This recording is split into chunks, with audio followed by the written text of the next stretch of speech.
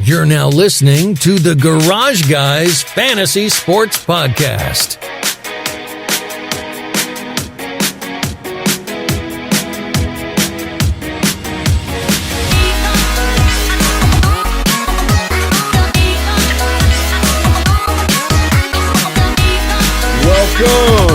Welcome, come on, welcome to the, if you're not watching on YouTube, you don't know what you're listening to. Welcome to the Garage Guys Fantasy Sports Podcast, brought to you by... Get in there.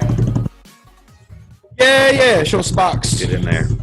Yeah, show us a box. What we brought to you by? Drew? What flavor you want? Ooh, throw me a watermelon. I'm feeling risky today. Only if we had somebody that had like amazing live editing skills that could have stopped and immediately put that in my mouth. Ain't nobody got time for that here. Got a doubleheader weekend. We don't, but we're brought to you by Drip Drop. Drip Drop ORS was invented to treat dehydration in the most challenging circumstances. It's used by athletes, firefighters, military members, the garage guys, literally various NASCAR drivers in these days. So yeah, Drip Drop. It's safe to say Drip Drop has infiltrated the NASCAR world. So yeah, I don't want Drip Drop getting cocky though. They got to remember where they started. Remember the Titans. We love Drip Drop though. Shout out to Drip Drop, and you can get some Drip Drop right now if you go to www.dripdrop.com. Use promo code GarageGuys20 at checkout. You'll save 20% on your order. Get the drip it, rip it and drip it all year long. Stay hydrated. No more dehydration. That shit's for the birds. Dripdrop.com. Promo code GarageGuys20. Get in there. We have a packed show, Drew. We do. Let's go ahead and talk about what we got going on. So obviously NFL football is right around the corner. We are getting back to talking about each division, and if you are a listener of ours for over a year now, you remember last football season that Drew and I went into win totals predictions, and we did an AFC show and an NFC show. So we're doing a little bit different. We're going to stretch it out a little bit longer. We're going to go by divisions, and on this episode, we are going to be going over the win totals for the NFC South. We got Brady and Brees right before they're done. So, and don't forget Matt Shits Pants Ryan and Matty Ice, and then Teddy Bridgewater. I have nothing mean to say about Teddy. I love Teddy. I wish we had him back. So it's going to be very interesting. A lot of big changes in Carolina, and can't wait to get into that. We've also are going to be attaching the NASCAR DFS preview show presented by Rotoballer. That will be on this episode. And then we had an incredible interview with incredible. This chick is on the money. MRN, motorsports reporter, Hannah Newhouse, electric personality. So you have all that packed into this episode. So let's go ahead and get started with section 1. And this is the part where some edit comes in. It's like Jeopardy. It's like, section 1. Garage Guys. keep doing that for just a second. Keep doing that. Section 1. I'm going to sing this. Because Drew forgot to plug something in his computer. Now he's got it plugged in his computer. All right. That section was brought to you. There we go. That section was brought to you by Better Webcam Focus. We're thankful for webcams and focus, because if not, Drew would have been blurry the rest of this episode. So shout out to webcams. Shout out to focus. All right, NFL. Yeah, hit the refresh. Yeah, let's do this. We had a lot of fun with this. I think last year you beat me on the win totals, and I beat you on the wild takes. So 1-1, and we're headed into the win totals. It's kind of weird that happened that way. Let's start there. You put me to shame. I put you to shame on the takes, but you have the wild boy energy, and I kind of had the background in the sports betting, so it's kind of what I'm saying. There. That's what I'm saying. Like, you took my wild boy energy, but I took your gambling smarts. You did. So it's kind of like we space sharing. Carrying is sharing. We monstered. It's like the basketball was there, and then like our focus is switched. But I'm pumped to talk football. This gets me fired up. Yeah, dude. NFL season coming up. It's like it snuck up on us, so it was quick, and we've been so balls deep in NASCAR that I feel like I wasn't able to catch a breath to really look into this season. So it's been good to kind of start slowly looking at where players are being ranked, what's happening around the league. Typically, it's just been a lot of Saints stuff on my timeline. Big Saints follower, but the fantasy football industry. Before we get into this, I do have to say it's become so saturated now that my Twitter timeline, it's like I don't know what's fantasy football related or not anymore. So it's like I can't get a good read on what's happening, and there's so many people that are experts that like I'm at the point now where I'm like I'll just go to NFL.com and make up my own mind, and that's good because that's what we're supposed to do here at Garage Guys Fantasy Sports. We are the ones that take in the data, but I don't want us to sound like arrogant and call ourselves experts. Let's find another word that is less arrogant and cocky than experts. Authentic. Yeah. Very. Is that the word? Authentic. Yeah. NFL authentics. I mean, I just mean us as people instead of just spamming Twitter threads with one play. Somebody threw the ball in training camp, and that means that they're gonna go up the draft board because they threw the football to somebody. Like, shut up, dude. Like exactly. There's a point where shit gets overboard, and I'm all for.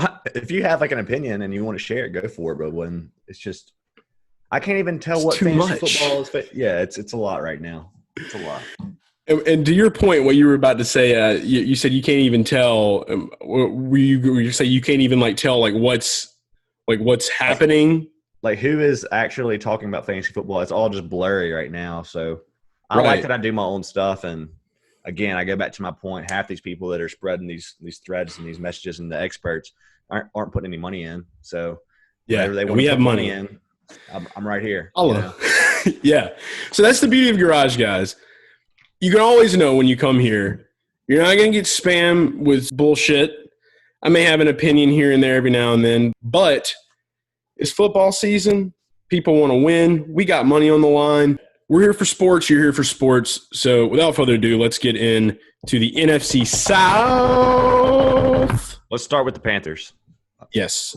Start with the Panthers. Win total 5.5. You got a little bit of juice on either side of it, whether you go over, whether you go under. Who do you like and why? I have my case ready. I'm going to let you go first. I just want to say this. First off, I think it's a huge slap in the face that it's at 5.5 just because of the fact that you've got a national championship caliber OC in town with Joe Brady. You homer. Look, man, I'm not like an LSU fan, like diehard LSU whatsoever, even though I grew up in that family realm. Line up, shout Southeastern. Line up, Southland Conference, woot woot. Yeah, you don't like shove it down people's throat though that you're like an LSU fan. No, and that's the majority of LSU fans. I'm not one of those shitbags, I promise. I love the SEC, and I'm not saying that all LSU fans are shitbags. I will say that Tiger Stadium, I do not think it smells like corn dogs. It could be that I've been there a lot in my life. But I love the SEC. I love everything about the SEC, just the culture and just growing up around that my whole life. So, obviously, Tigers are right there at home. Wish they'd go back to more of the older logo, but that's what we got. But I will say, dude, Joe Brady coming to the NFL is huge. He's going to be able to do so much with that team. And then Matt Rule as well being, the new head coach coming from Baylor. Like, I don't think that's the worst move you could have made either. I think that this is going to be a very young offense. And I get that, why it's set where it's at because there's just a lot of unknowns. But, dude, you got Teddy B coming in there. You got who I feel is the number one ranked running back in the NFL, Christian McCaffrey. And I'm pretty sure he is. Especially in fantasy. You've got, DJ Moore, Robbie Anderson, Curtis Samuels. I think that there's so much potential. And if they run that offense the way that the Tigers ran it last season with Christian McCaffrey, and then, just have Teddy having all those options, as long as Teddy can be where he needs to be. If we can see a little bit more confidence in his game than we did in the handful of games that he had for the Saints, and he doesn't have to let the team carry him so much, dude, I think that we could be in for a very, very rough ride as a Saints fan. But I will say this. That's pretty bold. I'll say this much. Where it all goes to shit and where it all lies right now, I feel like, is with the defense. Because that defense, especially with Luke Kuechly retiring, it ain't looking too good. So that probably could be why that win total set where it's at. And I could completely understand it just from the defensive side because it's pretty rough defense. So hope, maybe we'll see something different. I don't know. That's all I have. Sorry for talking your ear off about a team that I'm supposed to hate. No, that's a lot more than I expected, but I'll start with the corn dog comment. Maybe you don't smell the corn dogs because you've just had it in your nostrils your whole life. Maybe you grew up with it in your nostrils. So when you go to the that's the one You're thing probably I right from your statement there, or from your mouthful there about the Panthers. But now I'm actually on the opposite. I think they're going to win 5 games. So it's not like I'm saying they're going to come out there and win 2, but I'm going under. They have the most turnover in terms of personnel, like players and coaches. And I think that's probably a bad combo. I just don't like that. I think Joe Brady could be a home run hire, but I would have liked to have seen them go with a NFL experienced guy as a head coach if they're gonna pair Brady. I don't know how that's gonna work out with Rule from Baylor and him LSU, and just to assume that they're gonna have that same offense is a lot. I'm not a huge truther for Bridgewater. I love him as a person, but I think he's pretty average. I do think the weapons are enticing, like you said. I think a lot rides on Robbie Anderson because at this point, me and you we know what DJ Moore is, right? I mean, he's a producer. He's big time. We know what CMC is. So, and that's going to be your 2 guys. You're going under. That our first disagreement. The first disagreement. I love it. You were talking about CMC though. CMC number 1 over Saquon for just fantasy implications. I know a lot of people listen to us for fantasy drafts. I think we agree on CMC over Saquon, right? Absolutely, yeah. Dude, I was so thrown. I got Christian McCaffrey 3rd in a family draft, but I should have known. Yeah, I got him at happened. Who went to? Tom Brady, my little 8-year-old cousin. So yeah, there we go. Welcome to the family. 3 years now that I've told him draft a wide receiver or a running back. He doesn't care. Tom Brady every year, first round, doesn't even care. Brady, but come on, man. He loses and he just doesn't care. I don't know. But yeah, I was gonna say with Robbie, dude, his ADP's been a lot lower than I expected. So hopefully, all those people that are passing on him. Bring me the shares. I want all the Robbie Anderson shares. Yeah, the defense is rough. Dude, it's going to be look at this division. It's going to be tough for them. They're not going to have any easy win. I mean, I got them at 4 or 5 wins. I'm going under. Let's move to the Falcons. Or excuse me. Wait. Yeah, Falcons next. We have Dirty Birds. What'd you say? Dirty Birds. I can't wait to hear. I know exactly what you're going to say. I already know how this segment's going to go, so I'm going to let you go first. Over under 7.5. The Falcons, who are probably – if there's anything you're biased about, it's not the Saints. It's your hatred towards Atlanta. So go for it. You're going under. Just go ahead and say it. 7.5. Do you believe in the Gurley? Yeah. I mean, I'm looking at this schedule right now. I just had to go double look at this schedule, and I'm going to go ahead and just come out and say it.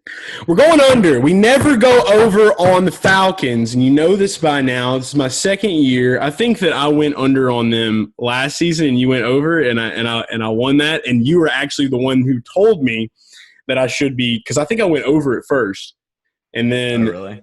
And then you were like, you want to go under it. I'm like, you know what? You're right. And I did. So that was kind of a gimme from you. But no, I'm going under on them again. It's not that I'm totally against Todd Gurley, but this is not Todd Gurley in his first season at the Rams that is coming here. It's cool. Todd gets his homecoming. That's fine. Other than that, it's the same old song and dance. Julio Jones, another year older. Calvin Ridley, kind of low-key like him. Not going to lie. I may be looking at him in some leagues. But, Matt Ryan, I could see Matt Ryan being decent. And then you've got the Hayden Hurst as tight end now. They got rid of Hooper. Hooper's going to Cleveland. So with Hayden Hurst in town, there's a lot of mixed stuff with Hayden Hurst. I think that we need to see a little bit more out of him before I'm ready to say. I don't think it's tough to say that he's going to be better than what Hooper did last year. Hooper was amazing. He was. So that says a lot about the position.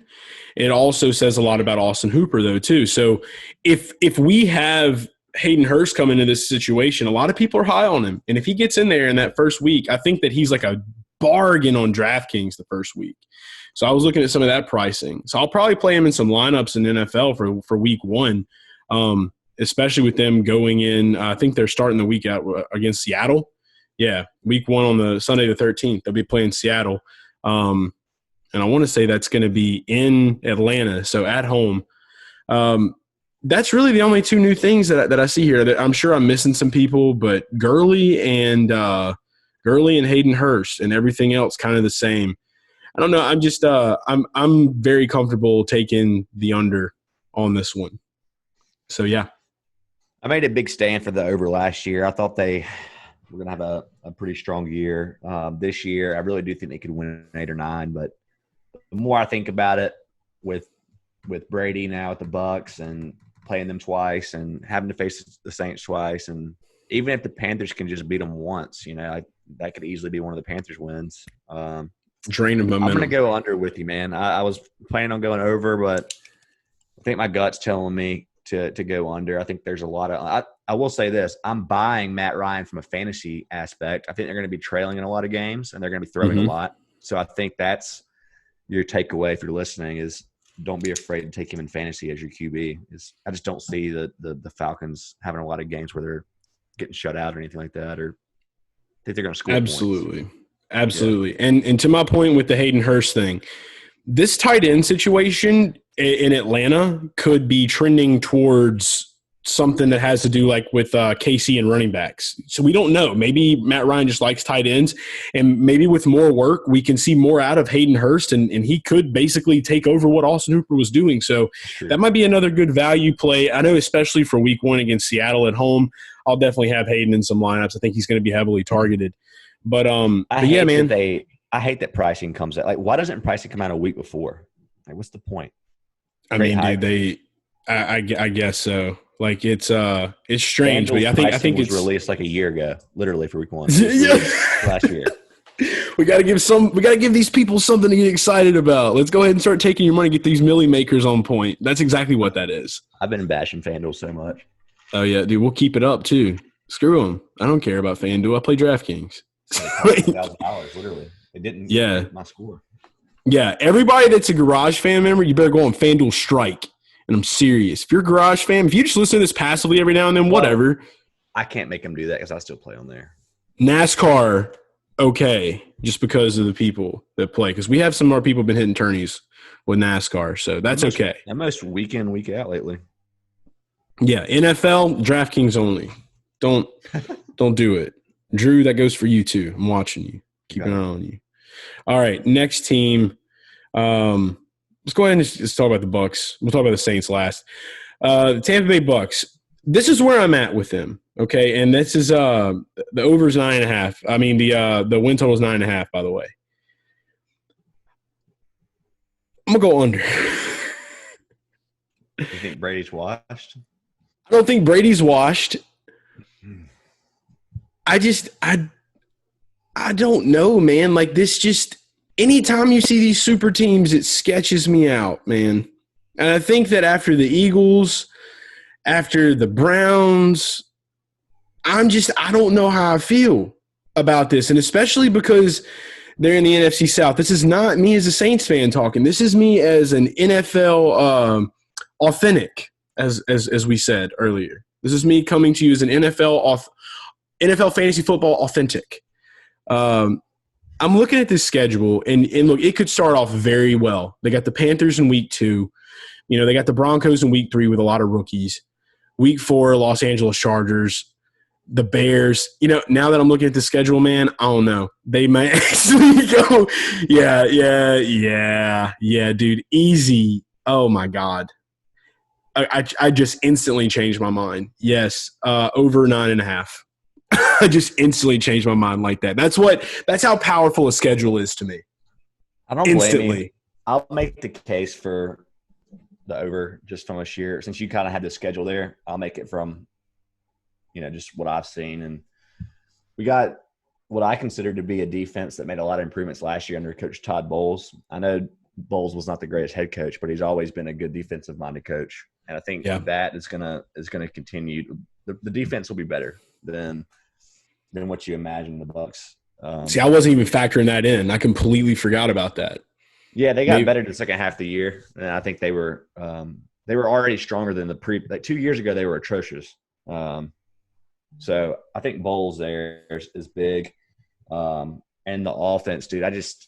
We have not seen Brady with these type of weapons, and I'm just falling in love with it, man. Godwin, Evans. We got Gronk. I don't even know if Gronk's going to be the tight end one. I don't even know. I mean, does it matter if you have two?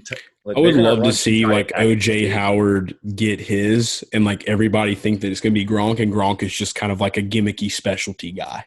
Like I would love to see something like that. Dude, his entire last year when the Patriots won the Super Bowl, that entire season, if you remember, he was a blocking tight end. He was literally a top 5 blocking tight end that had his worst receiving year his final season. So not saying that he can't go out there and have a great productive year, but I guarantee you we see some nice double tight end packages with both of them out there. I just want to know how this team got this easy of a schedule. It always seems like every year they made the case that the Patriots, their schedule is just too easy. And it's like they come to the NFC South. I'm like, all right, we're going to have a little bit of challenges now. And I'm looking at this and I'm just like, this is hot garbage. Like they should be able to just piss stomp all over. They still got to play the Falcons twice and the Saints twice. I'm not worried about the Falcons. Saints, yeah, that's where you're going to run into some issues. I could even see, like, I just think the Saints are ready. I think the Saints, they know what they have this expectation of like, okay, this is Tom Brady and the boys, we're going to be on our best regardless. And I feel like that's going to be a tough challenge for them. But all these other teams, dude, I think that they could find a way to walk through it. But then there is that part of me that's just like these teams. But the more I think about it, like I said, I literally just changed my mind live on this show. And I think it's because I really had to sit there and think about it. I went into it initially just not really thinking about the players, just thinking more about the super team aspect. But when I really think about it, we haven't really seen much of like personality and ego out of like Mike Evans and Chris Godwin. And so I think that you see a lot of that with these super teams. Like you look back at the Eagles, what was it, DeMarco Murray, I can't even remember who else they had on there, but most recently with the Browns, OBJ, tons of ego, personality. Him being with Jarvis brought that even more. Baker Mayfield, maybe that's the difference, is that with Brady and these guys not having much of an ego, they're just going to be humble about it and they're going to get out there and grind. So, and I love Bruce Brady's Arians. going to have them ready. We know that. We know Brady and Bruce Arians are not going to let it, everyone knows who's in charge of the team. That just doesn't happen with a Brady team. I will say let's talk fantasy a little bit. I'm buying into the Scotty Miller hype as my last round draft pick in the GGFS Pro League. I took Scotty Miller. I didn't even realize you took him, but I know exactly who you're talking about. And I know that was it that went down last season where he had stepped in one game because they had – I can't remember who it was. They used to do it with the guy from the top. Who's the guy that went to the Titans? The white receiver, slot receiver. Who is it? Adam Humphries. Humphries used to be that role for the Bucs. He moved on, and Scotty Miller moved in. So that role. Basically, he became the white boy wide receiver there. He was their Julian Edelman. I don't even know if he was in the slot or not. But I have no clue how good Scotty Miller actually is. But if they decide to go with the one tight end package, 3 wide receiver set, Evans and Godwin are going to be on the field at all times. So right. This depends on the other weapons they throw out there. Are you more of an Evans or Godwin this year? Let's get that conversation out of the way. I'm more of an Evans this year. I think that, we saw Chris Godwin really do some work and everything, but these defenses are aware. Like at face value, defenses are going to have to come heavy week one, because they don't really know what they're going to expect because there's weapons all over the field.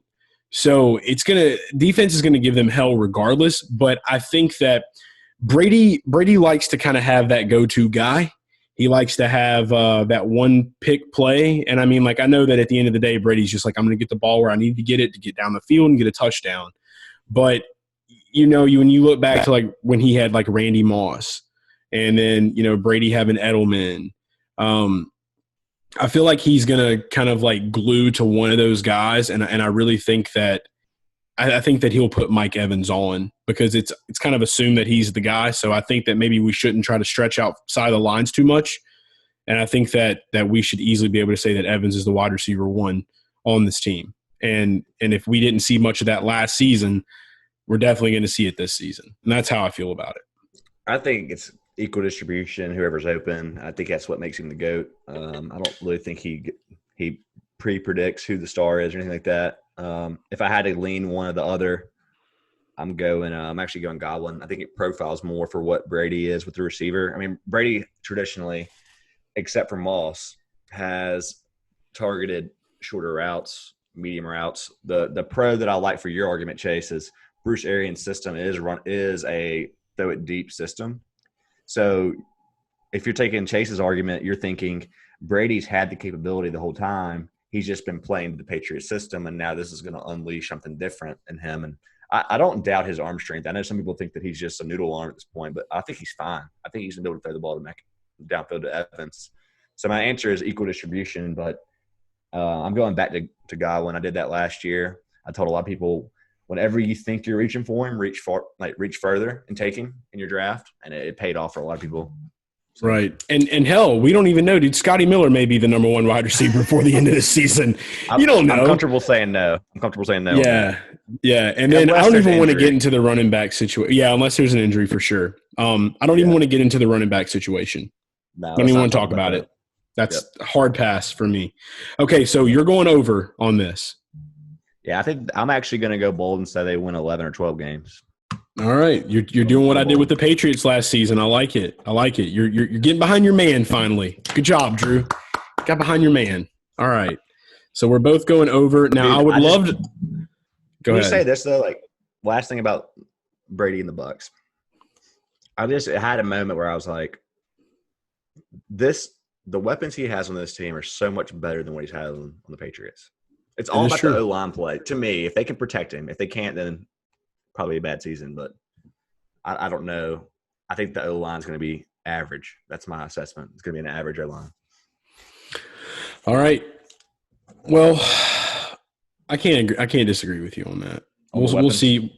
Yeah, I can't disagree with you on the weapons at all. So, I mean, we'll see. Like I said, it's just the thought of the super team ideal, like the idea of that just kind of spooked me a little bit. But they don't have, like, the teams you reference, like, they don't have that leadership that, I mean, it's Baker Mayfield, like, of course you don't have that guy, So it's different. It is Bruce. I don't know where my head was at. It was, like I said, my head's been in NASCAR. We're getting back to this, and I just had to go ahead and say, and I'm not afraid to say that. Like, if I'm looking at something on here in the middle of the show, I'm going to tell you. There's a lot of people that think they're gonna have a bad season. It's not that just lets you know how like out of the loop I am. But you know what? It's all good because we're getting back in the loop, and that's the beauty of the internet and the beauty of having stuff pulled up while you are doing a podcast. So, rock and roll. And the beauty of having a co-host. Yes, a co-host that has all this stuff pulled up. By the way, shout out to Chef Boyardeen. We love you. All right, last team. Saints have the highest win total out of all of the NFC South at 10.5, and that I don't like that. It's to be expected after the past two seasons. Yeah, I'm looking at the schedule now, and dude, it's maybe they're doing this for COVID. I don't know, but a lot of these guys are playing kind of the same teams. I'm seeing a lot of Bears. Seeing Chargers, I'm seeing Lions, and I'm seeing this kind of the Raiders. I'm seeing all this around the NFC South. So maybe they have it set up this way for a reason. Big differences are we've got San Francisco and Philadelphia. And so honestly, with this, yes, I will go over. Bro. Yeah, and we got the Chiefs, but I mean other NFC. I know that the Bucs have the Chiefs too. I think the Saints have if I remember correctly, unless they've changed the schedule, which I don't think happened, the Saints have one of the toughest schedules in the league. I mean, I'm looking at it now, and I mean, just from what I'm seeing, unless some of these teams have changed drastically, it's really not that tough. I mean, they have some tough games. I mean, they have the 49ers, Week 10. They have the Chiefs, Week 15, and the Vikings. Doesn't even matter how good or bad they are. Obviously, they've become kryptonite to the Saints. So, actually, you know what? It's not in the playoffs. We should win it. Week 16, we got the Vikings. So – just because I'm a – dude, I will lose. I don't believe in the Packers this season. I'm sorry. I have no belief. Like, I've seen the A.J. Dillon stuff. And I don't necessarily believe in them, but is it in Lambeau, though? Is it in Lambeau? That's the question. No, it's at home. I mean, yeah. Bye. Does it even matter, though, home and away? Dude, there's going to be so much – I feel like there's going to be so much negativity on that team from Aaron Rodgers. I wouldn't be surprised to see him just, like, quit midseason. So I demand a trade.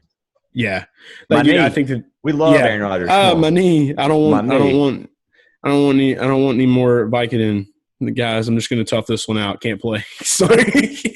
I got the Rona. Give me some of that Vicodin. Yeah, there we go. Call him up. Maybe your new Rona predictor this season will be able to predict that though, so we won't make bad choices in promo DFS. Code Garage, right? Promo code Garage, Rotoballer. Hadn't really talked to them about using that algorithm yet, but we'll see what happens. They don't have to know that. They don't have to know the end product. It's just going to be rankings. But what went into the rankings has the predictor in there. Yeah, they don't get absolutely. So there we go. On what this is coming from. I put a tweet out that Will Fuller is going to be the person that gets announced scratch like 2 minutes before your lineup locks. 11:58 Central Time. Will Fuller scratch for Rona. All right, I'm just kidding. I know it's a very serious thing, but Will Fuller has screwed us how many times? That's the part of the funny. That's the point. Yeah, it's like there's going to be something. Everybody's like what was it, Deshaun? I know we're getting off the NFC South subject, but he's saying he's going to ball out, and I was like, you mean bail out? Like I put a little asterisk like bail. Do you remember that? The playoffs when you were in Nashville, or maybe it was right before the playoffs started. It was fantasy football playoffs. Yeah, it was fantasy. It was the fantasy football championship. And we played Will Fuller in that lineup, and like all of our lineups, he was a lock. And he sent us to shit town. Yeah. We had like, Jameis, didn't we? Yes, he ended up sitting. Remember, didn't he like sit out because he had he pulled his hamstring or something? Yeah, and that was going to be the game where just Deshaun and Jameis went off, and they did, but not Will Fuller. Shout out to Will Fuller for fucking us. And who was the dude? It was like the old guy wide receiver for the Bucs that was filling in for Evans after Godwin went down. Rashad Perriman. There we go, Perriman. Yeah, and he did the damn thing too. What a game! That was a fun game. Yeah, I stacked my lineup perfectly, and then I had that 0 or 1 point from Will Fuller, and it killed it. So it was rough. Sometimes. I cannot wait to get back into DFS football, man. It's gonna be fun. Oh, yeah. But yeah, I'm gonna take the over here at 10.5 for the Saints. Getting back to that, where are you at? I mean, it's the Saints. I love them. I could talk about them all night long, so I'm not gonna go deep on them. Yeah, I'm over. The roster's great. The depth chart's great. I text two of my best friends that I talk football with all the time, and I said that I thought the Bucs and the Saints are going to have a similar record in the regular season, and that the Saints probably will edge out the Bucs for the division winner, but the Bucs would be the wild card, and that's my prediction. But I could easily see it flip-flopped, right? Like I think both of those teams will be in the 10 to 12 win range. And you got to lean the Saints just because they've been together now. This core of Kamara, Breeze, and Mike Thomas is on year 3 now or 4. Yeah, and dude, I feel like they're coming in hungrier than ever. Yeah, at year 4, dude. Like it's just, I don't know. 4th time's the charm. I'll just rewrite all the rule books. 4th time's the charm. Breeze's last season, the man shaved his head bald. Okay, when you see Drew Brees bald, dude, you know, like, oh, shit, he's not fucking around anymore. Cam Jordan went in, and he didn't do the goofy mustache. The dude is just shaved, looks like Kirk Hammett from Metallica, like he's just ready to, melt faces off this season. tweeting out stuff every week about, every day we get 1% better. That's the plan to get where we need to go this season. Like stuff like that, man. Like you can't make that shit up. I love the Saints. Who dat for life. Cannot wait to get back in that dome. I hate that they pretty much canceled fans coming to the Bucs Saints game. Broke my heart. Dude, that killed me. I was going to be there for sure. There was no way I was too. Unless I was in the hospital. Was never happening. And I know that we would have had a huge meetup.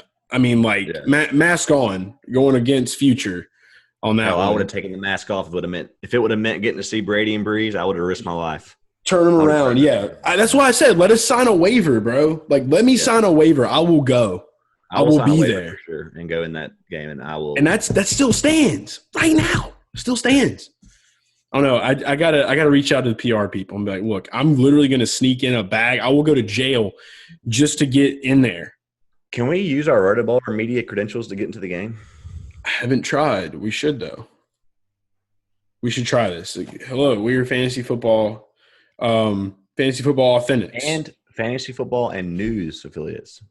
Yes, we are here to report the news. News, not just Bleacher Report, by the way. We're official.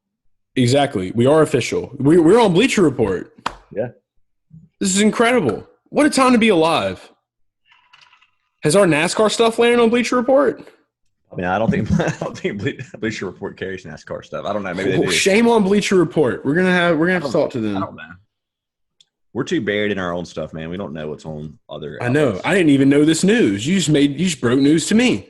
I think it's certain people own a Rotoballer now funneled to Bleacher Report. I don't think it would be our stuff. We don't do news and we don't do season-long write-ups. Oh, you're talking about like people that do updates, like player updates and things like that? But still, yeah. But now we can say that we are here with a company that's fantasy sports and news.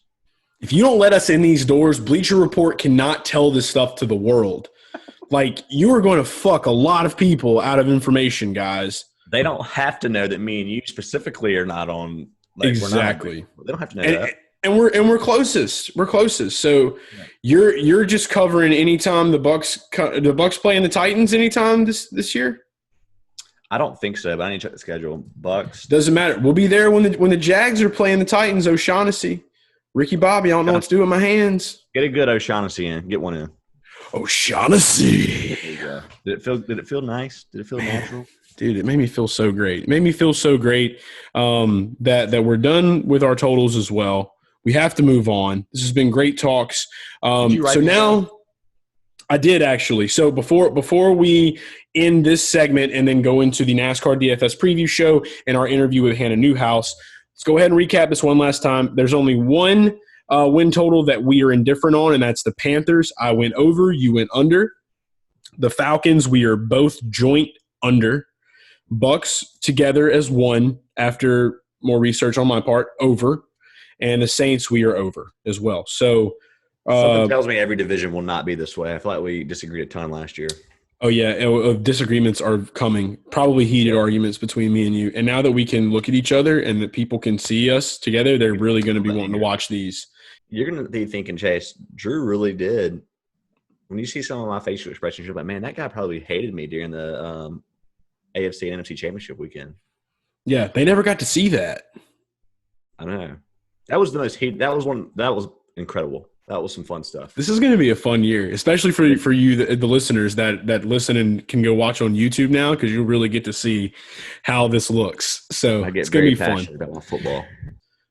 It's been fun. NFL's back. Enter to NASCAR mode. Here we go. If you're here for NASCAR, it's your time. Here we go. Sports party repeat. NASCAR. All right, we now welcome on to the Garage Guys Fantasy Sports Podcast, MRN Motorsports reporter, Miss Hannah Newhouse. Thank you so much for joining the show, Hannah. I like the setup back here. Well, I would make you just carry the camera with you and show us all of the family photos in the back, but I don't know if that's possible. Yeah, it's my laptop right now, and it's basically on life support with my charger. So otherwise, I would show you. But yeah, we got all the memorabilia back here. I apparently lost the vote on decorating here. I did the decorating, but I lost the vote on kind of what got to go up because it's all open wheel. It's all IndyCar. And then, of course, my boyfriend races a midget. So we've got the midget. So Nice. Yeah. I lost the vote on apparently stock car stuff. Yeah, that's Dylan Welch, by the way. He's the racer. He races midgets, and he's also does some work with MRN and recently with NBC Sports, correct? Yeah, yep. He works with them on pretty much everything. He does IMSA, IndyCar, and NASCAR for NBC. And then, on the weekends he's not with them. He's hanging out with us at MRN on the radio side of things. So works out good. We see each other just enough with work and live together. And then prime example, he left today for Dover. And I'm like, all right, get the house to myself for a day or two. Janet and I get to sleep on our bed by ourselves. And then, come Sunday. So who's Janet? Janet is my dog. Okay. She's a 1-year-old Australian Shepherd, and she is an absolute nutcase, pure nutcase, but is the cutest, sweetest, most personality-driven thing I've ever seen in my entire life. She's outside right now, but I guarantee you guest she'll make appearance later. Oh yes, absolutely. Janet has her own little following, Super Planet Janet. I'm not even kidding you. We take her out to dinner. Super Planet Janet.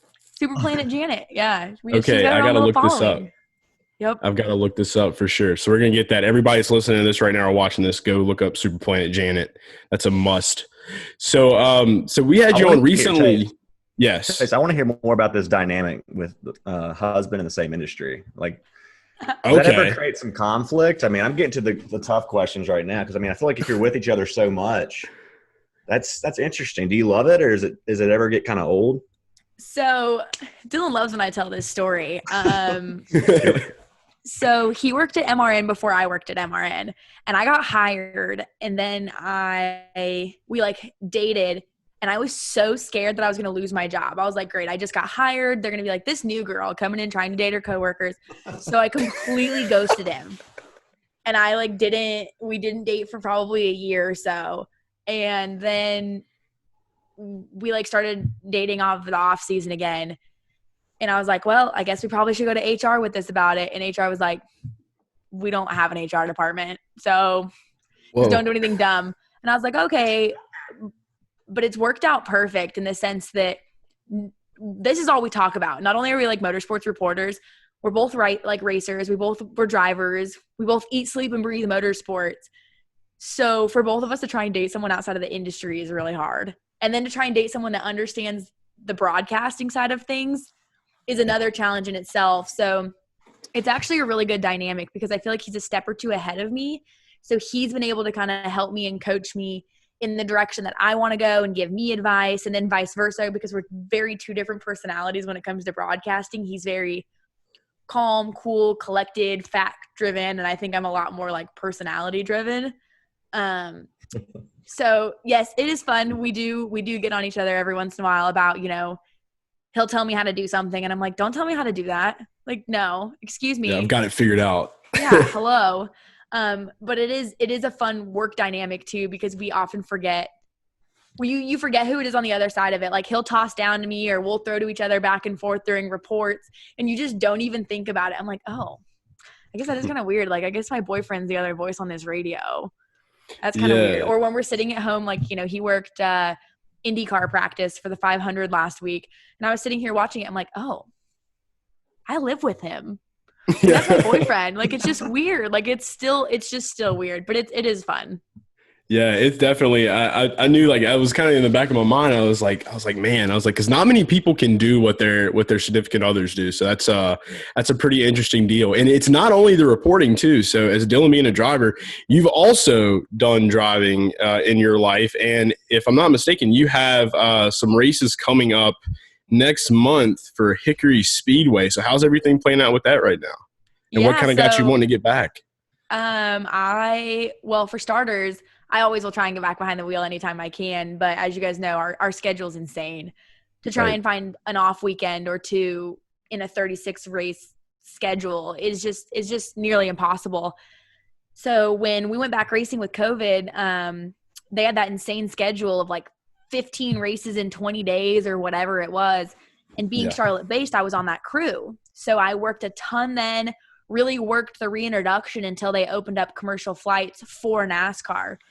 And so they were like, well, we'll probably just front load you on the schedule, and then we'll give you some time off at the tail end of the schedule when things calm down, when we can use some of our West Coast, our middle, like, our Midwest based people. So now I'm in that little lull of work, and I don't work the entire month of September.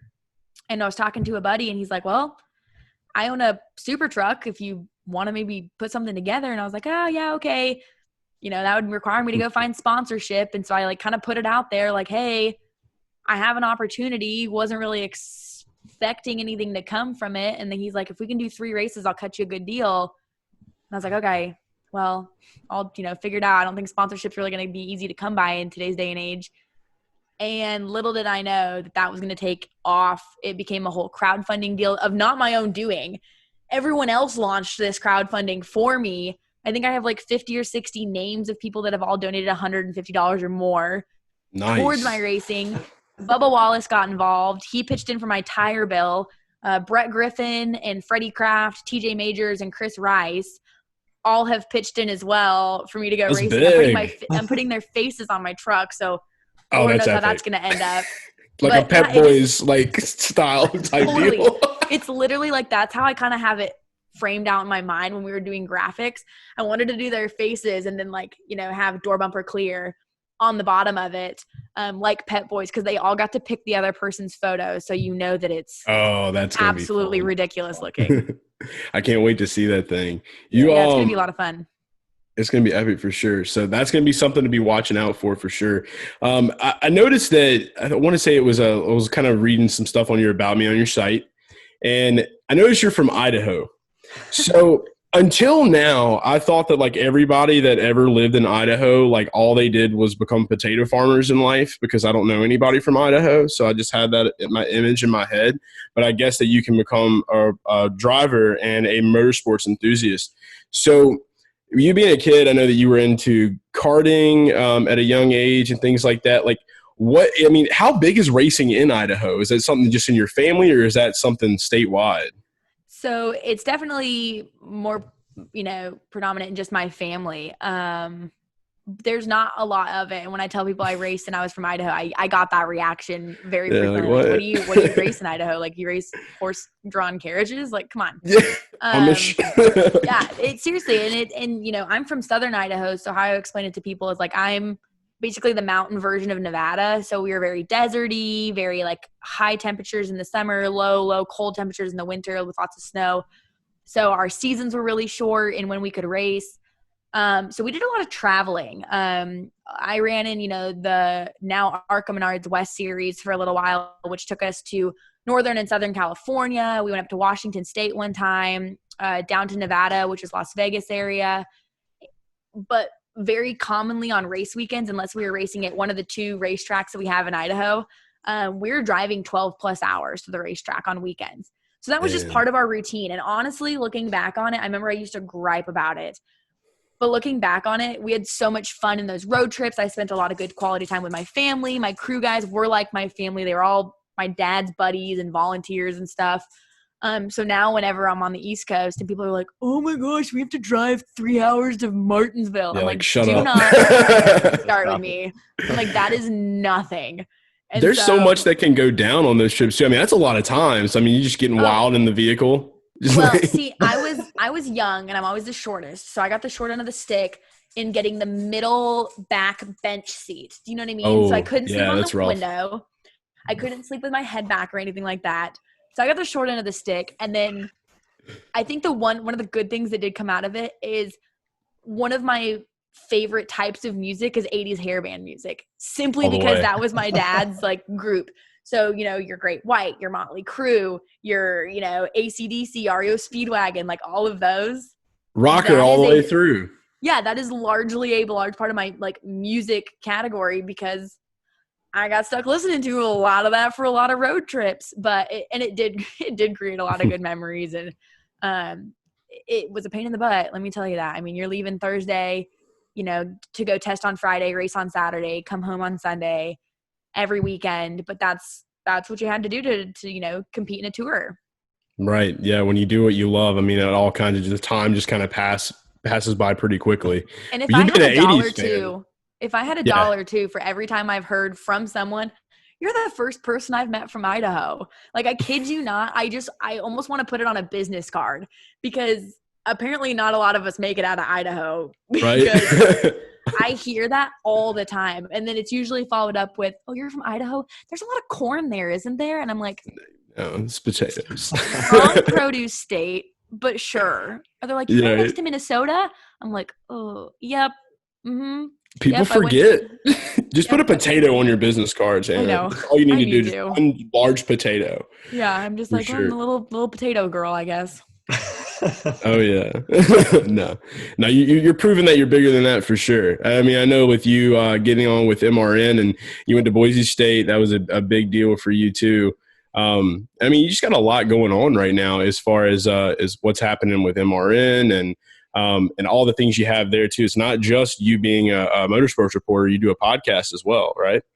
Yeah, so I have 2 podcasts that kind of go on. Each week we have NASCAR Coast to Coast, which is our NASCAR-driven but regional, local touring podcast through MRN. We also do international, so we'll cover Canada, Mexico, and the Euro Series. What? Let me tell you, there's a lot. Yeah, I still cannot pronounce half of the European and Canadian drivers' names. It's terrible. I'm like, you know what? People just expect me to butcher them at this point. It's quite comical. So I have that one each week with MRN. And then I also have a podcast that I kind of launched called Sealed Off, which has kind of been on the wayside right now. Cause they're not really allowing people in the studio to record stuff. And I have a lot of my like editing stuff at the studio. I have nothing here at the house to edit. I have none of my, audition, anything. So it's kind of on the wayside right now, but that's strictly kind of on late model racing because that's where my heart is. I can go talk late model racing all day long. And it's kind of my like vent session. Like I probably say some stuff on that podcast that wouldn't fly on a NASCAR licensed podcast. You know what I mean? Where Perfect. I'm like, I'd probably get a slap on the wrist. That's what we want. That's what we got going on here. Right. That's exactly why I started it is like I'd walked into an audition one time and an interview and I'd given the guy my film reel and he'd seen the film reel before he auditioned me. And then I came in and auditioned and he's like, wait a second. Your like personality is so much bigger than what I see here. And I go, yeah, but that's because look what I'm required to do for the job 9 times out of 10. It's straight. It's to the fact. It's factual. Like you're serious. You're collected. I said, that's not me 98% of the time. Like 98% of the time I'm doing dumb shit. Am I allowed to say that on here? Yes. You're always allowed to say shit. You can go as far as you want. I don't really care. If you ever want to use this as your place to vent, we'll be your safe space. So yes. We'll open up a small segment. We'll call it the Sealed Off segment for Hannah. So we'll start doing that. You come on. And you're drinking Zevia. Holy shit. That's such a great soda. I drink that stuff all the time. I love soda, and I try not to drink soda, which is why I drink Zevia. I know. So that was are they sponsoring you? Sneaky spot. Drip Drop's going to be on your ass for that one. So we'll have to get them. Send me some drip. That's just a joke, Hannah. You can let yeah, it's just sipping on the Zevia. There you go. Now that she's opened this door, I have a question. Oh. Go ahead and chug it. Go and shotgun it. Just you got a beer funnel back there. See, there's not enough in there. Ooh, don't shotgun soda. That comes right out your nose. Really? I've never seen that. Me neither, but I would assume so. I'm from Mississippi, and I'm currently living in Nashville, but I'm a big both me and Chase are Ricky Stenhouse Jr. fans. And I've noticed recently that he's been doing really well. He's had some nice finishes. So one thing I wanted to ask you, is it coincidence that Aaron Rodgers and Danica Patrick just broke up? And do you think that Aaron Rodgers or Ricky Stenhouse has better DM game? That's my question. So I'm gonna do a preface story really quick into this that I think is funny. Let's go. Danica, is doing the go watch the F1 race with her on her yacht. Do you know what I'm talking about? That. Oh, running a contest? Yeah, that promotion that she's doing because it's sponsored by, Danica Vineyards or whatever her vineyard is. Haven't seen it. It was, but I'm here for it. It was a promotional thing. Yeah, so you could go and like sign up to win the trip to go watch the F1 race with her on the yacht and all this stuff. And like, you get samples of her wine.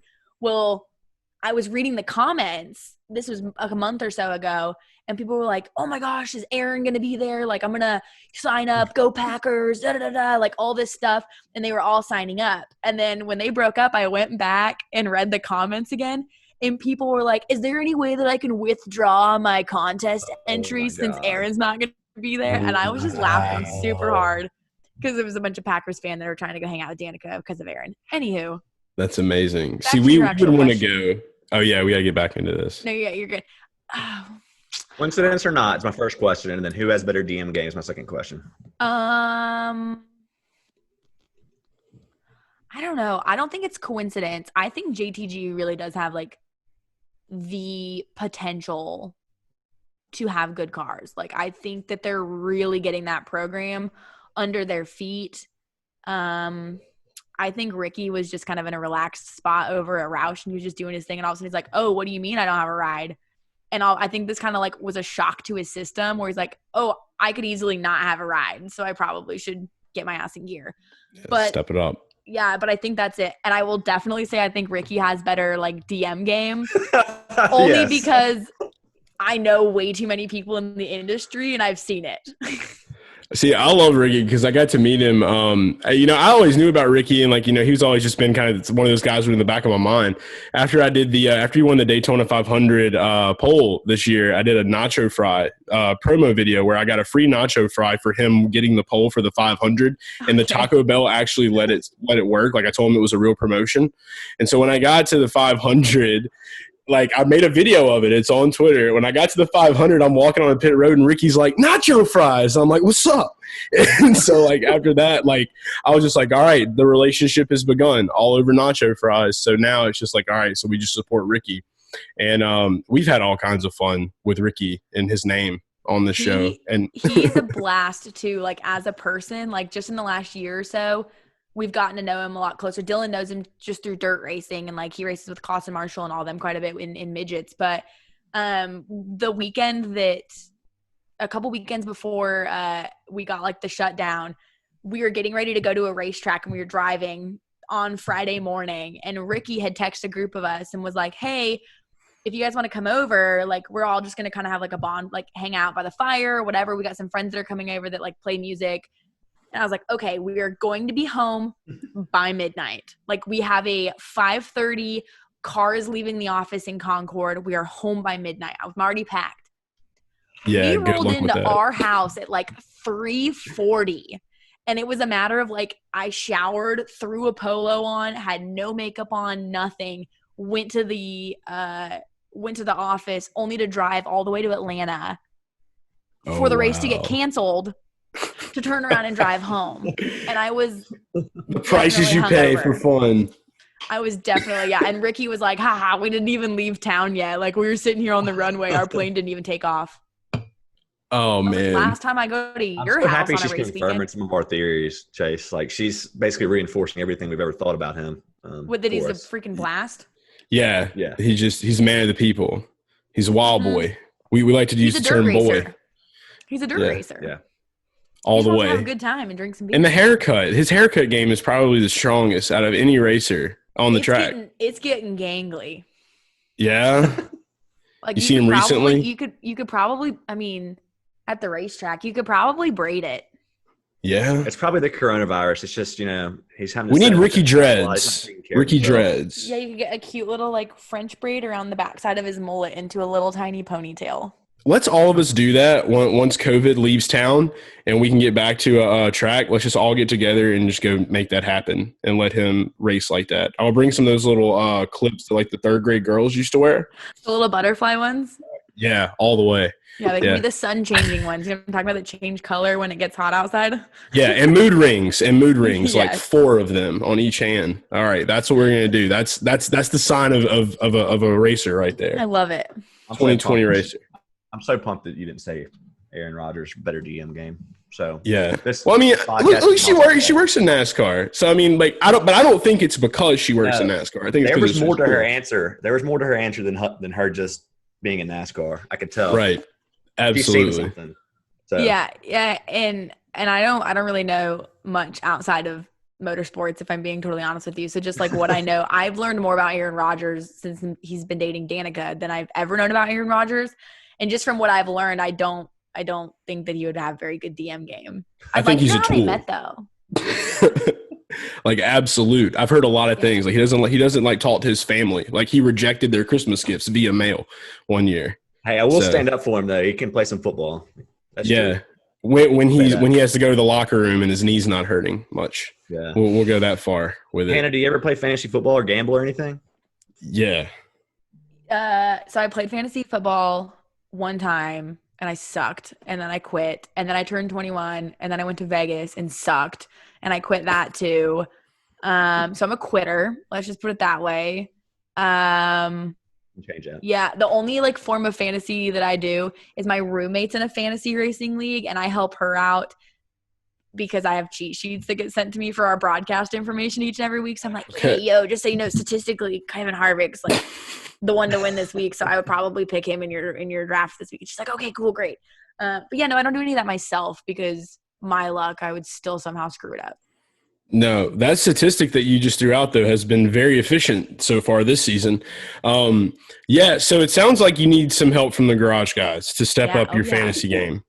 Absolutely. Okay, so we're going to make this happen. I literally am starting up a NASCAR fans fantasy football league this year because I've noticed that there's not enough NASCAR fans that also simultaneously like football.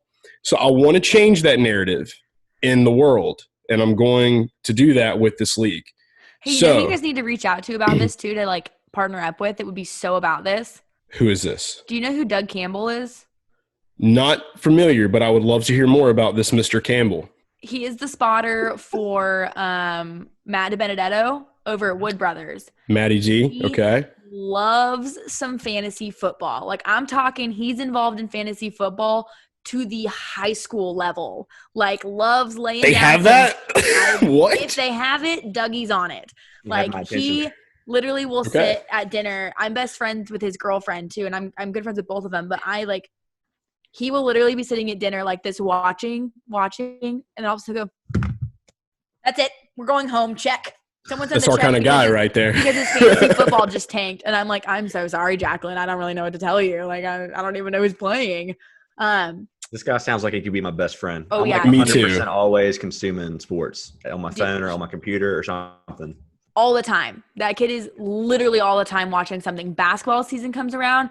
Homeboy's got his March Madness bracket ready to go. Like This is our guy. Doug Campbell is someone that y'all need to link up with on this because this is right up his alley. Anyways, back to me sucking at fantasy football here and how you're going to help me here.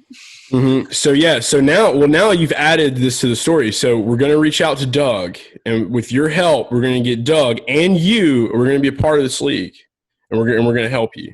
And we're going to draft a team. Is football What is it? happening? Yes. Yeah, NFL football is happening. NFL. Oh, okay, but college is not. Some colleges, but SEC is happening. So Mainly, no, Mountain West is not. yeah. Don't think so. I think it's the I think SEC, the ACC, and Big 12. Yeah, It's a lot of them have Pac is already out. announced they're out. Let's just leave it at that. But I know NFL's on as of right now, and we want you to draft. Yeah. Will you draft? Yeah, will you draft? All right. Sure. So You All can right, do so a you're- joint team you're with Dylan. Oh, good. There we go. Yeah, please. Dylan doesn't know shit about football either, but okay. Well, like I the said, two of you can select a team. cool. we'll get with our people, and our people will get with your people, and we'll make it happen. Yep. All right, deal. so we'll do this, and then you'll get with Mr. Campbell, and then we'll have another league for him to throw the phone at and leave restaurants early, because we'll probably win. And then Jacqueline's just going to be mad at all of us because we're all going to be in this league and we're all going to be pissed at everything. I'm just going to make a point to go against Doug. Okay, So there no we matter go. what he chooses, I'll just choose the opposite just to piss him off. All right, Rivalries. We can do that. Yeah. rivalries are You're his good. rival. All right, so we're doing this. Hannah, this has been a blast. You have an amazing personality. So anybody that just sees you on MRN, they need to get over and follow you on other channels than just MRN. So where can all of our listeners follow you at? Well, for most of that funny content, probably my Twitter and my Instagram, which are both just Hannah Newhouse. I will apologize because most of the time it is my dog. I wonder if my dog is in here. Yeah, we didn't Wait get the for me. guest appearance. Yeah. It's Oh, time. she's right behind me. Here we go. Come here. I'm ready to see. I'm ready. This will be like 3 guests in a row that we have the animal on. All right. Oh, wow. This is Janet. Hello, Janet. She's clearly dog super is that? cool.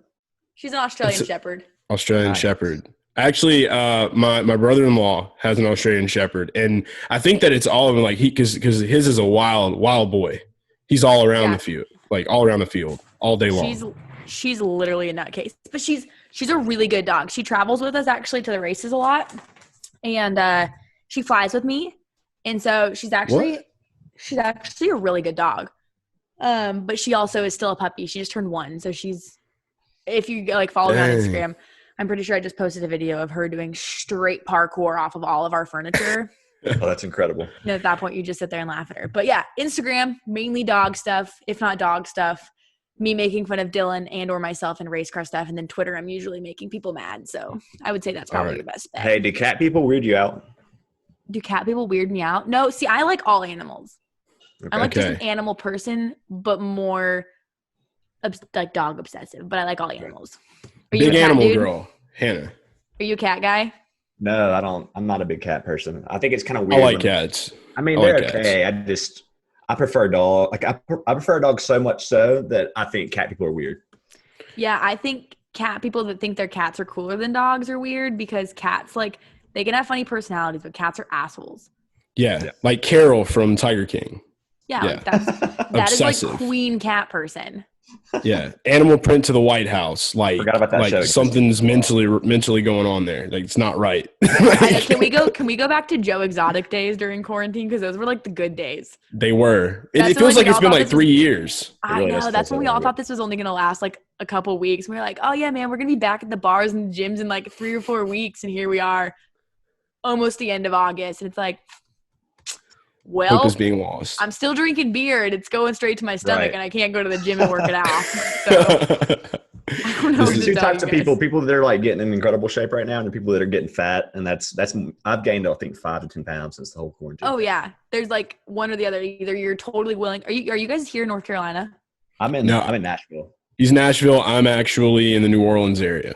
So. Okay, so both of where you guys are is hot as hell at the end of the day. Yeah, there's those people that are like, oh, I don't work today, so I'm gonna go on a 2 p.m. midday run. And I'm like, absolutely not. Mm-mm. Like I will literally go buy new pants to make the pounds fit, but I am not going on a run at 3 p.m. It's Oh, literally man. not happening. My go-to move is like go grab the work computer, go sit outside by the pool, and like start the conference call on my computer, then just go jump in the pool with a beer in my hand. Like that's Okay, yeah. See, I love the Mhm. fact that everything can happen via conference call now, and 9 times out of 10, I don't have to be on video. Oh, I'm yeah. like, you have Yeah. no idea what I'm doing. Like, I'm probably still laying in bed, yeah. which is a good chance. Or I'm on the lake. That was a big one. I was on the lake for a lot of conference calls this summer. I'm That's there pretty with you. epic. That's my move. I refuse to turn on video unless I absolutely feel like I have to. Yeah. on And my then they're like, work. Hannah, are you going to get on video? And I'm like, sure. Sorry, tied And up. I'm like, my hair's up and I'm like in my swimsuit on the boat. And they're like, oh, well, you're clearly not at home at work. I'm like, no, I'm Right. not. I'm here though. I'm present because this Yes, is the world. I am present. You have my attention at the current moment. Right. Just have the AirPod in. You're like out in the lake, like like on a floaty. Like, sorry guys, gotta get closer to the signal. Yep. Yeah. Gotta love it. But Sorry, yeah, I it's just go off on a epic. tangent there. We did, but that's what we do here. That's Love what it. it's all about. So yeah, I Love will it. say one more thing before we go. You had a tweet that came out. I think you either tweeted earlier today or yesterday. It was Ryan, I want to say Ryan Truex started a new About podcast. putting Cole in a booster He said seat. Cole needed a booster seat, and I about died because I never noticed that. And when I look at it, you just see Cole just over here, just that smile, and Ryan just you can see half the torso, so it's pretty hilarious. Yeah. Ryan looks like a normal dude in a hot tub. He's leaned up against the side, and I think they might have a drink in their hand or whatever. And then Cole is Whoa. Cole is he's up like this in the water, and I'm like, dude, get that kid who took that photo? Who took that photo? I feel so bad sometimes because I feel like people don't understand that I have really good friendships with a lot of the guys. Right. I used to race with Cole. Cole's from California, and I'm from Idaho, so we raced late models together. We raced K&N together. I've known him since he used to tuck his ears in his hat. He used to run around with a hat on and tuck his ears in it and was mortified of girls. And now he's obvious, but again, that was 12, 13 years old. Yeah. And now Cole is Cole. So sometimes I tweet things and I'm like, Ooh, people are probably reading that tweet and like, wow, Hannah like is getting after people. And I'm like, I love it that's though. something I would probably say to their face too. Whether that's good or not, probably Don't not. ever stop being you. Keep don't do that. We literally had the conversation earlier about how like in today's world, like in our generation now, like Twitter used to be a place where like it was away from reality, but like Twitter has become reality almost oh my God, now. I hate Twitter now. I love Twitter because like I'm usually posting dumb shit like getting cola booster seat. Yeah. But there are days where if my job wasn't entirely reliant on that social media platform, because it really is, that I would just delete it because everyone feels like they have an opinion that needs to be heard. And I'm like, no, you don't. Absolutely. Yes. I don't care 100%. What you think, and neither do your 62 followers. Daryl. Yeah. If I knew like right now, like if I decided like I was like, okay, I'm not going to do this podcast anymore. We're shutting Garage Guys down. I'm going to work at a plant. I would probably be ghost. Yeah. 100%. I always want like, and I never would. But I always joke about having a burner account. So that's a common joke in our house is I'll say something out loud and then I'm like, put that on the burner account because it's probably just me like clapping back at someone that I can't actually hit the send button on. And so that's a common phrase in our house is put that on the burner account. Cause it's like, we're going to start using that. Super funny tweet, but you can't tweet it from any of our actual platforms. Otherwise we'd all get in trouble. I don't want a burner account either, but I have a feeling we're probably just gonna make a Garage Guys collective burner account that will be unnamed, and we'll just like take quotes. We really don't need one. I say what I want. I'm just kind of out here. What's the Dave Chappelle quote? What's the Dave Chappelle quote, Chase? You told me earlier. That's what we live by. The Dave Chappelle. Oh yeah, on his. Are you a Chappelle fan, by the way? Yeah, we just watched his new Netflix one. Nice. Did you watch the Mark Twain Award? Probably. Okay, so I think Dylan had it on, and I kind of watched. It's one of my favorites, and I started watching Chappelle like when I figured out the parental block on my television when I was a child, like that my mom and dad put. Yeah. So very very young age, mine went to fucking trash. So I literally watched this special, and the last thing he said was, the day that you can't bring comedy into, it's like something along the lines of the day you can't bring comedy into social situations is the day that we've lost all hope. And it's so true. 100%. Again, we're going to get on a tangent here, but let's go. I thought my job was lost the day that I called Riley Herbst a douchebag on the front stretch at Bristol Motor Speedway. It is. And I was like, sorry. Again, I've grown up with Riley, so it's like, it was one of those things. First off, that was not supposed to go on the air. That was not supposed to happen at all in the first place. Like, I didn't say that on air intentionally. But, like, we should have been able to look at that and, like, laugh at that. But there were some people that were like, oh, off with her head. Like, she's done in the industry. And I thought I was for a little while. But, like, I get in trouble frequently for the stuff that I tweet because I'm being probably sarcastic and snarky and funny. And in today's day and age, like, that's inappropriate. I'm like, I would literally say that to anyone. Like, I will say this to your guys' face. And I'll get a cringy remark from you, but here we are. So the day that we see you stop doing that type of stuff, we're going to know that there's too much money at stake. Like, yeah, please do. And honestly, I mean, we're going to call someone for help if we notice it, or we're going to realize you've been abducted and cloned.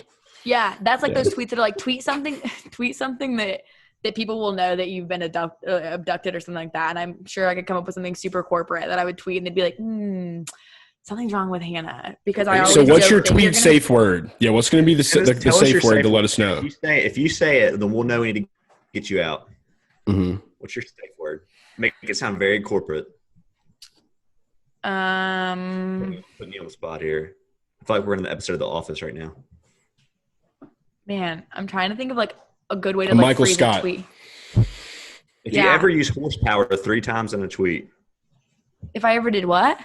Use the word horsepower, like horsepower. Oh, yeah, that's like those people that gripe all the time. That's like, oh, high downforce, low horsepower packages. I'm like, yeah, you guys are not gonna be happy no matter what. How about Riley Herbst is the greatest driver of all time? There it is. That's the one. Riley Herbst. If we ever see that tweet on her account, we'll know it's time for Garage Guys to the rescue and Garage Fam and the rest of the NASCAR world to the rescue. It's like that was almost 2 years ago, and I'm not even kidding you. If anything happens in any race that kid is in, my Twitter blows up. Like I was in my room one day curling my hair, getting ready to leave the house, and the Xfinity race was on, and I had my phone in the room, and it goes bing, bing, bing, bing, bing, bing. And I yelled at Dylan. I said, did Riley Herbst wreck? And he goes, yeah. And I go, like, it's just connected now. Like, him and I are forever connected in the rest of our lives. We've just both, I think, come to terms with it. It's a beautiful rivalry. We love it. Hannah, thanks so much for being on. We appreciate it. Thank you. We look forward to talking to you again soon. Cool. Hey, thanks, guys. I'll be in touch when you guys get that fantasy football thing figured out for me. Absolutely. I will DM you. I will DM you as soon as we get it all going. And thanks for the heads up. We're going to make this happen. Roto Ballers, Garage Fam. Welcome to the Roto Baller NASCAR DFS preview show presented by Roto Baller. Get to rotoballer.com right now. Use promo code GARAGE for the fantasy sports premium content. Note that I did not say the NASCAR premium content because that code is used for all fantasy premium content. And not only are we the NASCAR boys at Roto Baller anymore, that's right, NFL season's right around the corner. Drew and I, Chef Boy and I, are going to be cooking up a little NFL stuff over at the RB as well. And don't forget, Chef Boy be whipping up NBA rankings too. So now you're here for NASCAR, but if you play other sports and you want to win money in other sports, we got you covered. Promo code GARAGE at rotoballer.com. Use it for everything. If you can buy a pair of shoes off of Rotoballer for some ungodly reason, use promo code GARAGE. You'll get 10% off on them. Maybe we'll get the new Yeezys. Who knows? Get Chef in there. Boy. Yeah. It's the viewers right now, they don't – yeah. Thank you. I feel obligated every time, but I'll always do it for you. I always come through. The viewers don't know this. We've had a very busy evening. Putting together a lot of work, a lot of time in, and we're gonna have all this right now. You're listening to this on the Garage Guys Fantasy Sports Podcast as well. So we're crossing all the T's and dotting all the I's. So now that you know all that, let's get right down to business. While you're here, NASCAR, yeah, it's Dover. It's another double header weekend. Yeah, double headers. Okay. Double headers. We got two races. That's been our best weekends, the double headers. It has. You bagged the last one on the second doubleheader at Michigan. We had the road course this past week. Had some people do pretty well, I would say. Yeah, shout out to Adam Teal and who else? And Greg Emery, yeah. Our boy Greg Emery. Big bagger, Greg Emery. This is amazing. Good stuff. We love it. That's why we're here, guys. Doubleheader, bad for the sleep, good for the winnings. That's right. And it's bad for our sleep because we make it easy for you guys because we're doing what we love. And then we love to see you tweet about it and tag us after the race to know that all of this long work weekend was not for nothing. So that's why we love you guys. Shout out Roto Baller fam. Shout out Garage fam. We love you. But yeah, Dover doubleheader. The Dryden 311 Part 1 is what we'll call it because it's literally Dryden 311 1, and then Sunday's race is the Dryden 311 2. So NASCAR got very creative with this one this week. Achoo, bless you. Dab on them again. Dryden. Did I get my mute on in time? That was crafty. You did. There we go. We had to get the real sneeze in there. All right, but yeah, they got really crafty with this one. Dry that nose, Dean. They're even incorporating my name into this one. Yeah, they know. They know. The doubleheader weekend, Dean on the scene. Chef Boyardee. That's right. So yeah, we're ready to do it again. But let's do it. You know, we got some variables and stuff to look at. So we've taken a look at some of this history lately. The big thing is Chase Elliott's on the pole. He's typically pretty good at Dover. And he didn't have the best race last October here. I think he had like engine failure like immediately. But any other time, he's going to be a good play.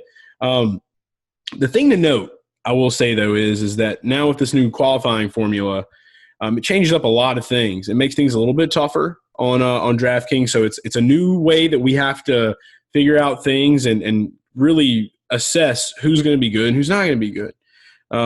same thing we do every week, but it's just with the little changes and things, we want to make sure that we're on point for you guys. So we took a little bit extra time. Chase, to add to that point real quick, a lot of times it heavily weights, right, the most recent performance, and that's why we see cars like Blaney and Busch towards the back today, not today, but for the race. Right. And this worked out really well for Kevin Harvick too, because with him, I was really mad about what happened last week with C Bellboy, with the Bellboy, the hotel bellhop. But what I realized was like, holy crap, well, this is going to get him away from the pole, and didn't really do much for the salary, but maybe a little bit of place differential there. So I did like to see that. I was a little upset with you. Yeah. You didn't back off some Harvick, and I was trying to get you to back off some Harvick if you'd have checked out the rankings, but you didn't follow the rules. You did it. I did not follow the rules, man. And that's probably partially because I set my lineups like 2 days before you released them. So yeah. You're one of those guys that you don't tinker, do you? Dude, I'm really superstitious. Like if I make something but I'm not that way with NFL. It's weird. I don't even build my lineups until Sunday. I know. That's crazy. And see, it's like, I think it's because not only did we have, not only was it like, obviously it was the first road course race, whatever, that's great. I had a super busy weekend. So I was like, I want to get ahead of the curve, and I don't want to have to worry about it when I wake up on Sunday because I'm, got a lot of work to do and other things. So yeah, that's on me. I did read your rankings and I saw them, and I immediately was just like, man, he's really high on Chase. I looked at all of our stuff, our premium tools at Rotoballer, and I saw that he was up there and high. So by the time that I actually got to sit down and be like, okay, I could get on my phone, the race started. So yeah, and I didn't do it. Wasn't a heavy bet week for me either. Just there was so much unknowns. But before we do get into our five guys, I will just say this much. If you listen to the GGFS podcast, you heard me commend Chase Elliott for what he did. What he did was unprecedented. It was amazing. Loved every minute of that domination. Anybody says that was boring is not a true race fan, because when you can see a driver put on a show like that, man, and get that far ahead of everybody, like, just sends chills down my spine. Chase deserved every bit of that win, and had a hell of a car. I will disagree a little bit, because I thought Truex – again, shot himself in the foot, or his team shot him in the foot. I mean, I thought he had the best car, but I mean, I guess by the time the third stage rolled around, Elliott had the best car. But I mean, how many times did Truex shoot himself in the foot? Was it twice or was it 3 times? I want to say the really pivotal moment for Truex was that pit where he got the penalty, and then they didn't bring him in immediately he may have, but he didn't come in immediately to serve that. And I think that's what really got him. He didn't get any points, any stage points or anything. Not to take away from Elliott's brilliance. I'm just saying Truex, I remember watching him just blow past cars and take the lead several times early in the race, and he just kept shooting himself in the foot. So, but he got that top 5 though. Got that top 5 though. He was all the way back in 20th and got up to 3rd. I just think his car was extremely fast. I would have loved to have seen – I thought the race was successful, and I think they should go back to the road course at Daytona, but I would have loved to have seen more Elliott versus Truex. Yeah, it would have been nice. Personally, so. And look, I have a feeling that the road course is going to be back. We're going to get to see plenty of it. And it's without a doubt, that's exactly what we're going to be seeing probably as this continues. This road course experience isn't going anywhere for Elliott. But to your point, to the original point, to why everybody's here for the DFS knowledge, you were spot on with Elliott, man. And I got to give you a virtual high five for that one. And that's my bad on me for not tinkering when I should have been like, you know what, let's trust the chef. Oh yeah. This weekend, absolutely. I will definitely be looking at your rankings. I have time because this is all I have time for this weekend. So, yeah, I'll be doing this all weekend. So, yeah. So, without further ado, the first driver we are going with for the Dryden 311 Part 1. It's got to be Denny Hamlin starting in second. He's 10,200 on DraftKings, 13,000 on FanDuel. And I know we just had that really great talk about Chase Elliott, but that was Chase Elliott road course. This is an oval. And if there's anything that we've seen this season, Harvick and Hamlin have been the dominators of ovals, and that's just the way that the story has gone. If you need any more help with why I chose Denny Hamlin, the main thing that I'm looking at here is we want somebody that's up front that's going to be able to dominate this race. In October of 2019, Denny Hamlin led 218 laps, starting on the pole, and finished fifth. That's what I'm looking at, and that's what I'm going off of. And out of Chase and Denny, Hamlin's been more consistent. Ta-da! Yeah, you can't argue Denny or Harvick this year with what we've seen from those two guys. I will say, as a general strategy note, that you need to get exposure to all these dominators. I think it's a tough race because there's so many good place differential plays that you can spend up for with Kyle Busch and Blaney, and then you have who's going to lead the early portion of the race with Elliott, Truex, and Hamlin. Right now, we're going with Hamlin, it sounds like. And I mean, what have we seen this year that until otherwise proven, Harvick and Hamlin are the two cars that are they're the odds-on favorites most weeks. I think the odds market has Harvick as the favorite for this race, and it has Hamlin as the second favorite. So, and Hamlin is not the most expensive driver either, right? So Blaney's the most expensive on DraftKings.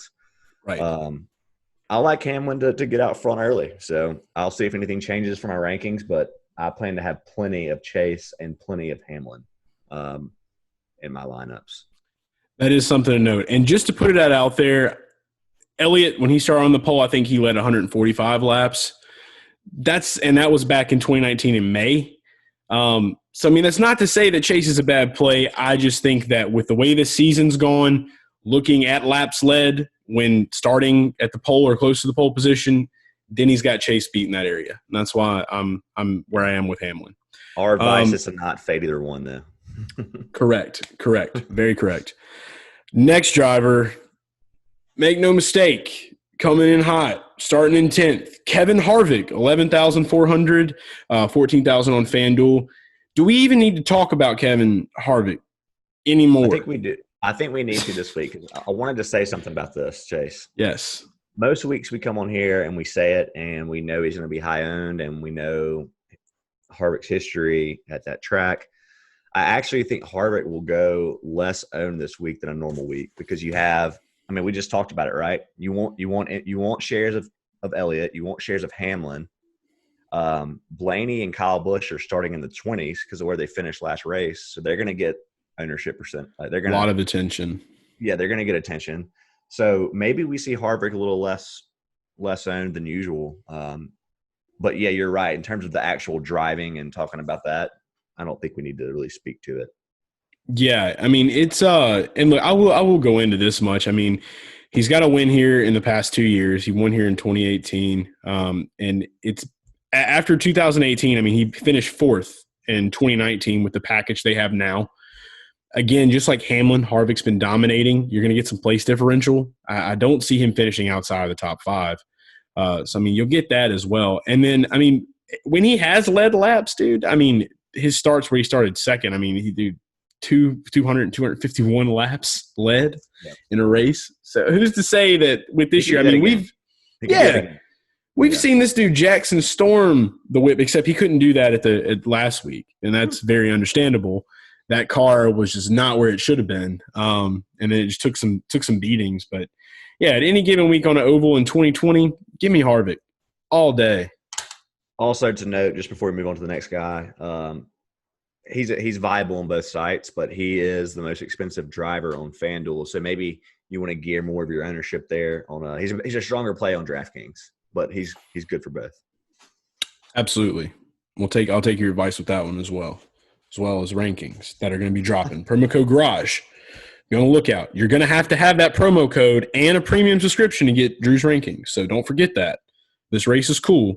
And to Mark or Mike or whatever, we're going to keep talking about it, man. So appreciate you being here. Next guy, this is off of just where he's starting. He's coming back, defeated COVID, kicked its ass, Austin Dillon Let's starting talk in about 32nd. You're not talking Oh, about no, not 8-time. One time. Austin Dillon starting in 32nd, 8,900 on DraftKings, 7,000 on FanDuel. He's back, man. And where he's starting, RCR equipment, I can't knock it. Now, if I'm looking at Austin Dillon, as far as his record at Dover, he's not the worst play on the board. But where he's starting at, there's a reason that he's priced up a little bit this week. I think the last race that we have information on in 2019, he started in 27th and finished 18th. Got some positive placement there. No laps led or anything, but when you got a guy starting this far back and that kind of equipment, you're just looking for the place differential. I think Austin can give it here for you. And with these other two guys that we're going to mention before we recap here and the two guys that we've mentioned before, he is a great slap dab in the middle guy to have for this week. Yeah, to add to that, I will say that DraftKings did do a good job of pricing him up. So Austin Dillon normally is in that like 7,000 range to 7,800 range. So you do have to pay a heavy price tag. But as you're going through the DraftKings lobby, the player pool, you'll notice that a lot of the value guys are not starting in positions that you necessarily would want them to be. So that makes Austin almost more of a play because you want that place differential safety. So I'm going to have plenty of Austin Dillon. He's going to be the chalk boy of the week for sure. FanDuel, though, he's underpriced. So 7,000 on FanDuel. Make sure you note that. And I think 8,700 on DraftKings. So that's something to keep in mind. Big FanDuel player right there for sure. Next driver. Never talked about on this show, I don't think. I don't think we've ever gotten to him. If we have, give me a call, and I'll tell you a secret. And that secret is use promo code GARAGE at rotoballer.com. John Hunter Nemechek, 6,500 on DraftKings, 5,000 on FanDuel, starting in 31st. Had to do a little bit of digging on this one. Obviously, place differential. His teammate is Mike Mack, the most baddest driver of all time. It's Mike Mack. Return of the Mack. Shout out to that finish that he had last week. Was that not incredible? Mike Mack, man. He came through. He's been our guy all season. Oh, yeah. Dude, if we don't get him on a show before too long, I don't even know what we're doing anymore. Mike Mack. Got to get Mike Mack. But I went and dug up a little bit of information. Now, granted, this is Xfinity, but we got to take what we got. We got to take what the data's giving us. He's had some ups and downs here recently. However, on any given Sunday or Saturday in this case, driver can turn things around. When looking back at John Hunter's record at Dover, he had 3 straight top 10s between 2018 and 2019. And I want to say that the first race he ran here when he was with Chip Ganassi racing, he started 35th and finished 14th. So most of these other races, I mean, in Xfinity, he was starting, behind P15, and he was finishing them all inside the top 10. So kids got practice on this track at Dover. And for all we know, this could be another one of those races where we see him do some Darlington-style stuff. So that's what we're hoping for. But again, with him starting in 31st at 6,500, it's just kind of a no-brainer. That's the way I look at it. Yeah, I don't think we're ever thrilled to run to our DK lineups and enter John Hunter. But when you look at the slate, been a while. Yeah, when you look at the slate, I mean, he won me a lot of money the other week that he had. It might have been that week. I crushed with him one week, but the box score is very ugly for him, and that's why he's starting 31st with this new way they're doing the race order. It takes recent form into consideration. So I think John Hunter is a play by default. He's not a play we necessarily feel incredible about. There's a case to be made to pivot off of him in some of your lineups and maybe look to a Bubba Wallace or somebody like that. But overall, place differential is king on DraftKings. So I fully support the play. I'm gonna have enough John Hunter Nemechek to where I feel sick. going into the race. Yeah, I love what you did mention though about putting some Bubba in there. I've got a pretty good hunch about him this week too, and I'll definitely be alternating both of those two guys. The price range is so ugly that you have to make some things that, like, you got to make some decisions here that you don't feel good about. I mean, whether you take, I think Bubba's 24th, right, Chase? Yeah. So I mean, I'm Newman. purely looking at Ryan Newman's right beside him, right? In price and order. Mm-hmm. So you got those two. Then you have Kenseth, who's been atrocious in the Cup car this year. But he's starting 26th. So it's like, I can't pull myself to that one. I'm going to feel bad about all of them. So yeah, but I mean, you gotta tinker with them. You gotta play around with them a little bit, I guess. But it's just that when it comes to these high owned guys, I think that we both can agree that John Hunter Nemechek has the best advantage. And then, like I said, right behind him, it's probably gonna be Bubba for me, and that's where I'm gonna leave that range at before we get down to the into the DraftKings bottom of the barrel pricing. Best value that we could muster up in this area. It's going to be Mr. Corey LaJoie. Corey LaJoie starting in 29th. He's 5,000 on DraftKings, 3,500 on FanDuel. Now, there is obviously two reasons why I like Corey this week. The first reason has to be one of the cheapest guys, and out of all those guys that are in that price range, I'm going to back Corey out of all of them every time. If Corey's in that area, I'm putting the name on it. Second reason I am is we just heard this week, Jim Utter put a tweet out, Corey will not be returning to Go Fast Racing in 2021. And it's just like we talked about with Eric Jones. Anytime a driver gets news like this, it's time to put a show on. It's time to do something a little bit different. It's time to get a little bit. Now, even Corey's been on the Garage Guys Fantasy Sports podcast, and he's told us there's only so much he can do with his equipment. However, if there was going to be a week that he was going to do something with that equipment, it's going to be right now. So Corey is definitely somebody I'm going to be looking at, regardless of record, starting 29th, 5,000 on DraftKings, 3,500 on FanDuel. Got to have him to plug in. And with all these guys that we've listed right here, it leaves you with about over 8,000 of salary to work with on DraftKings, which is huge.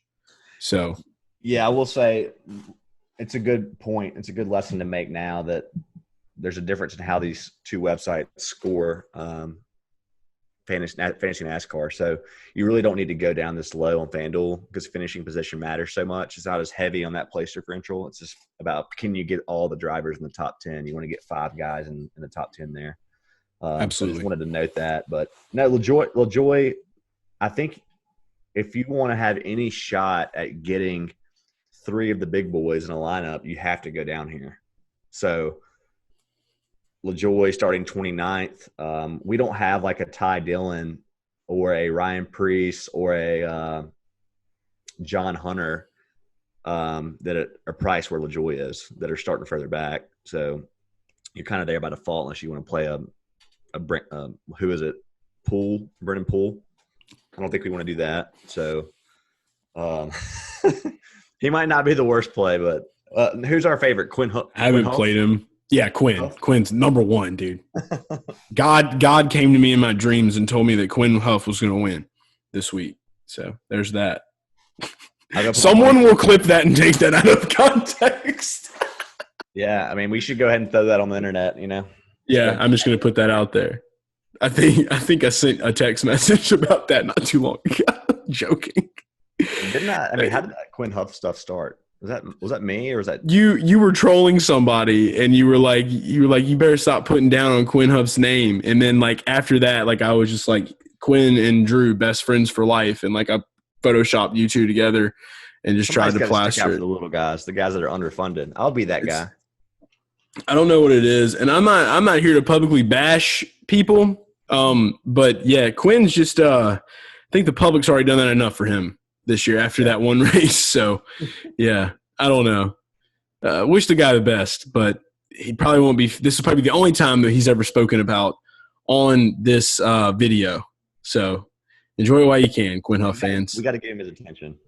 I got to check something real quick. Okay. If I wasn't playing LaJoie, they got LaJoie priced behind B.J. McLeod, Garrett Smithley, Reed Sorensen, Joey Gase. How did LaJoie get down there? I'd have to go That dig. bad? Dude, if I don't know how he got there, but I'm glad he got there. Let's put it that way. Yeah. I will say this. If you're going to play somebody else in that range, it's 5,100 below, start the guy that's in the very last position, BJ McLeod for you. He cannot score negative points for you. But that's just if you want to get crazy. I suggest you don't do that. Don't do that, please. And again, all you guys that watch this that have signed up to premium at Rotoballer, we thank you guys so much. And it's amazing to start seeing some of you guys win. We appreciate the DMs, appreciate the text, the tweets that you guys are putting out there publicly. And let's keep it going. Let's keep it going. We're excited. We're happy. We're getting close to the playoffs. And this is our last doubleheader that we have for a little while. I think it possibly, and don't hold me to this, it may be the last one we have all season. I'm not 100% sure of that. So if this is the last one. Okay, it is literally we have bagged. Drew has bagged every doubleheader this season. Don't jinx. Don't let it slip. Don't jinx Promo it. code Garage. There's no jinxing done here, and we have spells if we need them. And the Garage fam know what the spells are. So Bring the spells on. spells on. All right. We're replacing that with future. But yeah, look, promo code Garage, Rotoballer Premium. Go get it this weekend. So last doubleheader. Bags will come. We appreciate you guys. Let's have a week. End. All right. It's the Garage Guys. It's the Garage Guys. It's the Garage Guys. It's the Garage Guys. It's the Garage Guys. It's the Garage Guys. It's the Garage Guys. It's the Garage Guys.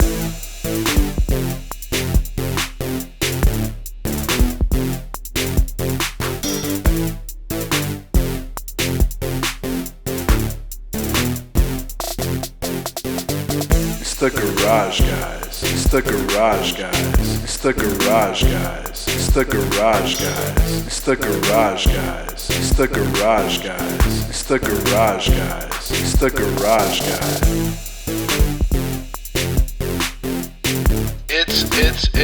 It's the Garage Guys.